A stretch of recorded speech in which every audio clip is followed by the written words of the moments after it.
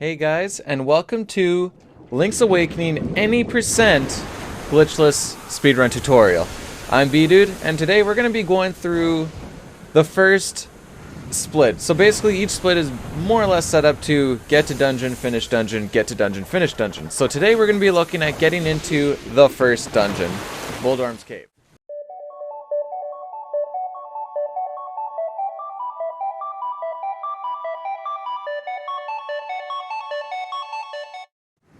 So one thing you gotta know about this speedrun is, first off, we actually need to set the correct seed. Now to set up this seed, it all actually depends on when you turn on your console and to when you start the actual program. So we're gonna show you how to do that. I'll have a list of all the different seeds that we kind of want to get. Ideally you want to hit about 24 or 25. I prefer 25, but 24 is alright. And the way we want, or the reason we want this, is because it deals with the dungeon 4 tile layout, as well as the path through the windfish egg. So knowing what that's actually supposed to be makes it so we don't have to finish a trade quest and saves us a whole bunch of time. But before we even get to that, there's a couple of things you're going to want to do. So while we're letting this intro go, you're gonna see that I have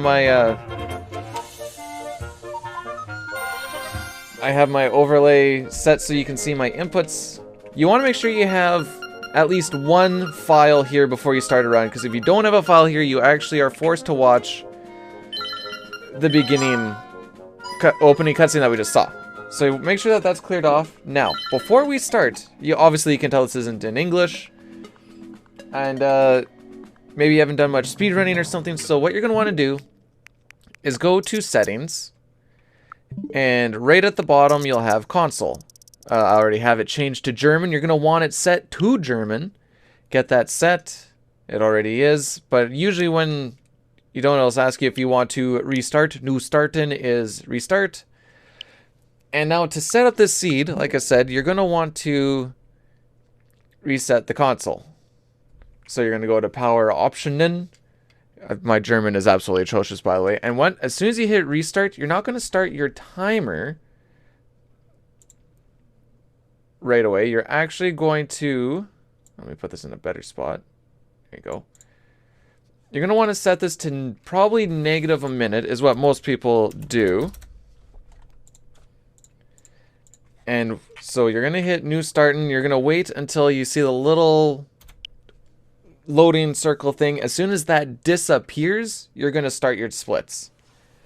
And what you're going to want to hit it on is about 35.5 or negative 35.5 seconds should hit you your C24. You have a little bit of variance.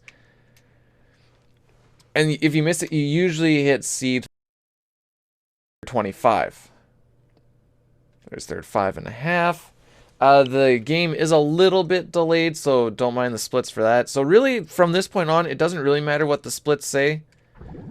It just kind of gets you started. So then here you're just going to hit your... We're going to be doing normal name. You can't change the name if you got time. It really doesn't matter because we're going to be stealing in this. And stealing just means that your name gets changed to thief anyway, so who really cares?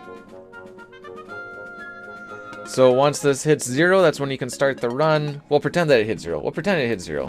We're basically there. We don't need the splits anymore, so I'm just going to take those off. And now we can start our run. So basically what we're going to be aiming to do in this run is to get our sword, get magic powder, we're going to get the Dungeon 1 key, and get some dog food and get into the dungeon. It's a pretty easy, quick split. There is a beginner way to start off this run and a more intermediate way. We'll go over that. Now, to get through the text the fastest is you just want to be mashing B. Just mash B as fast as you can. You don't need... It's not one of those games where you're going to have to hit whichever direction, you know, hold one button or whatever else. Just B. Just B will get you through. So this part's all pretty simple. You're just going to be pushing these out of the way. Try and sneak by as close as you can. I'm already mashing A right before I actually get to the sword, because I want to hit that sword as fast as possible. And you can already tell I'm just in the habit of, if I know text boxes are coming up, I'm already mashing B. Like, I'm probably a little neurotic for it, but, you know, at the end of the day, it all comes together. So I was mashing A quite a bit before I actually got to pick up the sword, trying to pick up the sword as fast as possible. And now we can start our adventure. So these Octoroks here, not too tough. They do move rather randomly.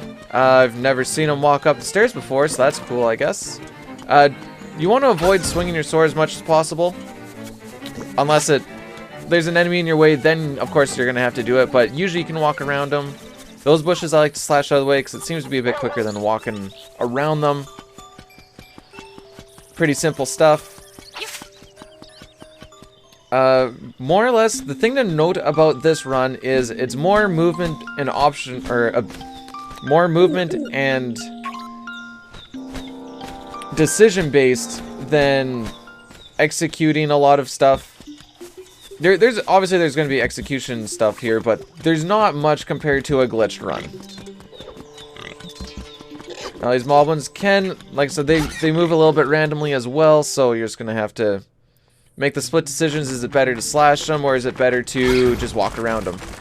Like that Keese, I decided to slash it. Probably wasn't the best option because he really wasn't going to hit me. I thought he was going to maybe curve in.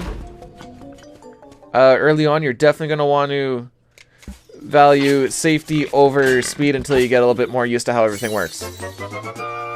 Now when you block this guy with the shield, you get a decent amount of time before he starts poking you again. There will be times when you'll poke him, you'll be kind of close, and it might be better to just hold your shield, poke him, or let him poke your shield once more, and then away you go.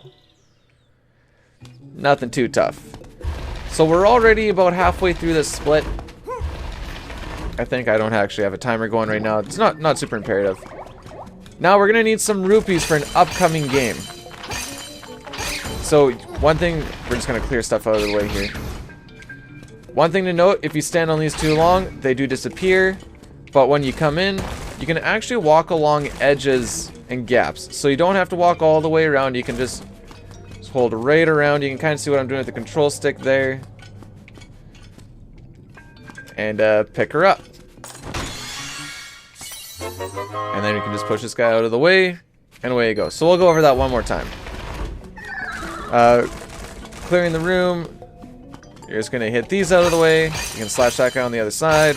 Push. Pick up your item. Push. And away you go. Easy room. Easy room. Now that's guy we don't have to worry about at all. If I held my shield a little bit later and not put it up so early, we would have been able to, you can just get that guy to hit you on the first poke, which is the ideal. Now this guy also moves a little bit randomly. You don't want to get hit by him because not only do you get hit, but you get stuck for a while as you're getting electrocuted. Electrified. Electrocuted, I guess, means he died. So now we can give her the mushroom. This will get us one of our first items, very important item. Used quite a bit. One of those things that you don't really know what it all does. So this is going to be our one screen that we look at a lot, as well as this screen. This one, this is going to be all of your items. Know how to traverse around it pretty decent, because you're going to be wanting to think mentally when you're having an equip coming up. How am I going to take care of this? So knowing that, like, well, later on we're going to have hookshot here. Knowing that you're going to have to hit start and go down right is going to save you a bunch of time. But all we have right now is our magic powder, so let's equip that bad boy. So we've got two of our things. I said we needed our sword and we needed the magic powder. Now we just need to get the key and the dog food, and away we go.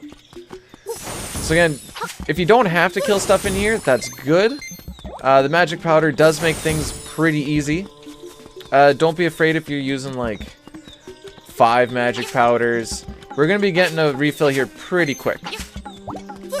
And as you saw, I was clearing out the grass because you walk pretty slow through grass, so it's actually better to just cut that out, walk through it, clear out that area. I like to stand on these flowers here and then hit Mr. Raccoon, that turns out being Terran, to get past. If you walk a little bit too far, he will send you back into the forest, which is what you don't want. Especially since not only is it a huge major waste of time, it's just really annoying. So we're gonna mash through a little bit more text here. And we can head back to Mabe Village. You know, after playing this in German for so long, I'm actually starting to forget what things are in like their English form. Now here's one thing we're actually gonna do a quick little test on. There's a couple of different ways to do this. So we'll go from slashing this guy, and I'll probably actually do a side-by-side of this, where you can either walk over top. This is the one that I prefer. I don't know if it really matters, but you can also walk underneath the house. So I want to do a quick test just to see what it's like. So there you go.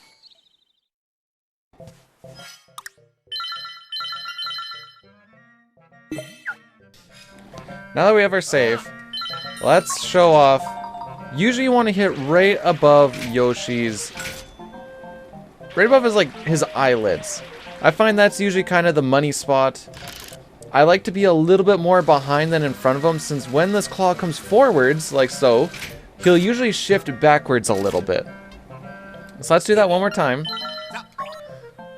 Just to kind of show.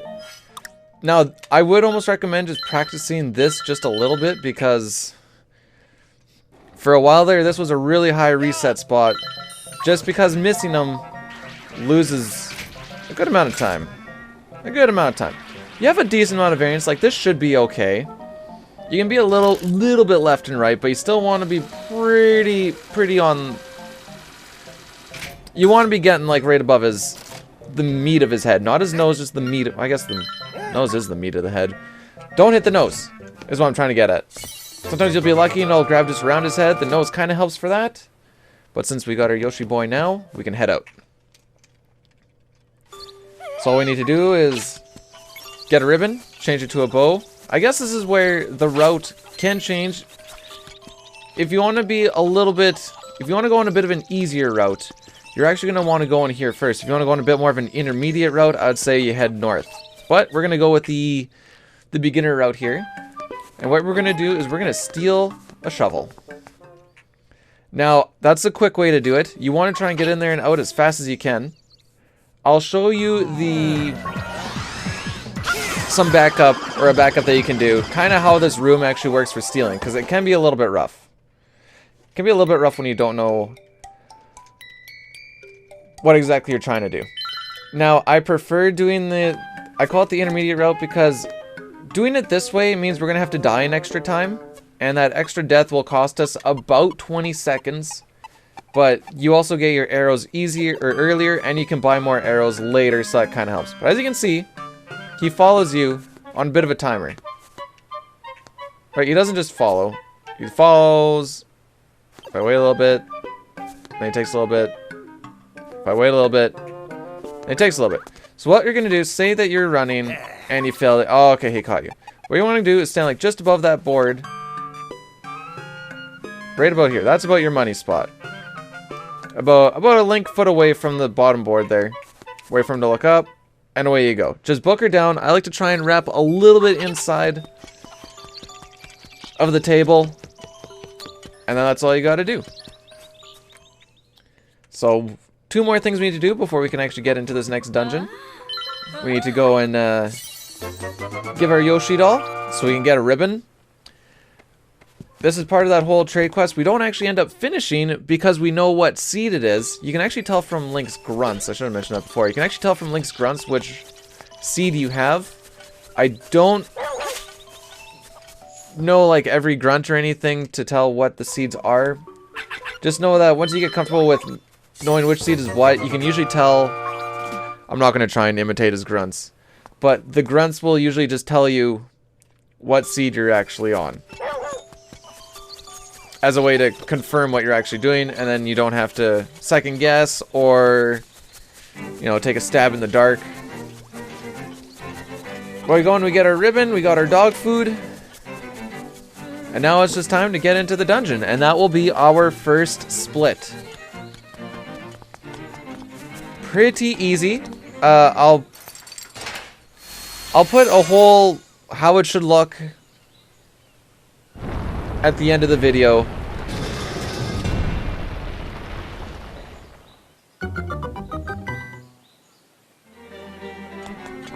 And there you go.